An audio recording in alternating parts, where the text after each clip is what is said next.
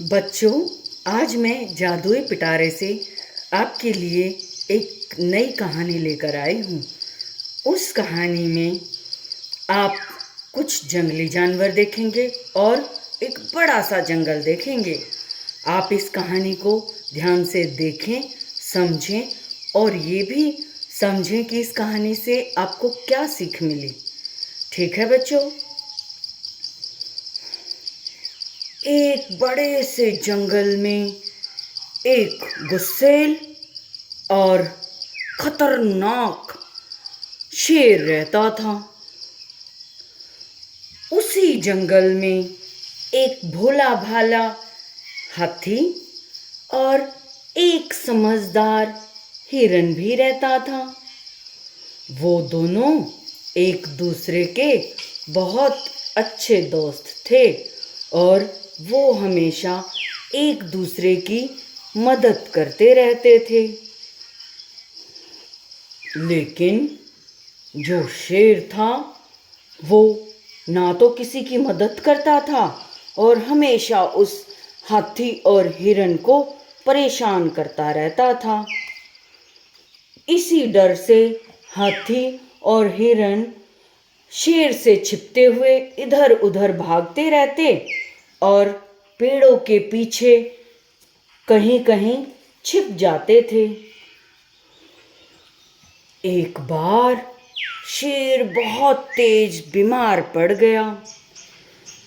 बहुत तेज बीमार होने की वजह से शेर से इधर उधर घूमा नहीं गया और वो एक पेड़ के नीचे लेटा रहने लगा।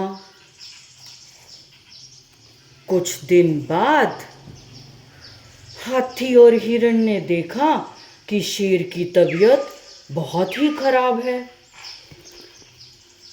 तो हिरण शेर से बोला, अरे दोस्त, क्यों ना हम शेर की मदद करें, उसके लिए कुछ ऐसी औषधि बनाएं जिससे उसकी तबीयत ठीक हो जाए।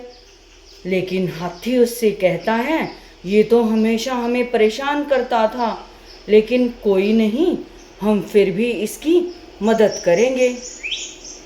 तो दोनों मिलके जंगल में जड़ी बूटी ढूंढने गए और वहाँ से उन्होंने एक औषधि तैयार की।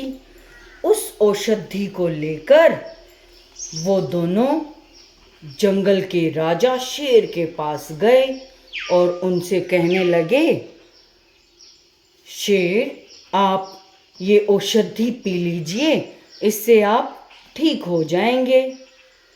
शेर ये देखता है और सोचता है कि मैं तो इनको हमेशा परेशान करता था और ये फिर भी मेरे लिए औषधि बना के लाए हैं और मेरी इतनी देखभाल कर रहे हैं।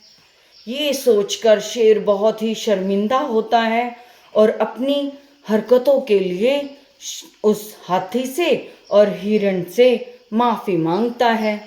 उस औषधि को लेने के बाद धीरे धीरे वो ठीक हो जाता है और ठीक होने के बाद वो हाथी और हिरण के साथ मिलजुल कर खुशी खुशी जंगल में रहने लगता है और वो भी सबकी मदद करने के लिए हमेशा तैयार रहता है। इस कहानी से क्या सीखा बच्चों आपने? कि यही कि हमेशा हमें दूसरों की मदद करते रहना चाहिए और अच्छाई का हमेशा मुंह ऊपर होता है और बुराई का मुंह हमेशा नीचे होता है। अच्छाई की बुराई पर हमेशा ही जीत होती है। इसलिए बच्चों, हमेशा ज़रूरतमंद की मदद किया करो और कभी भी किसी को परेशान मत किया करो।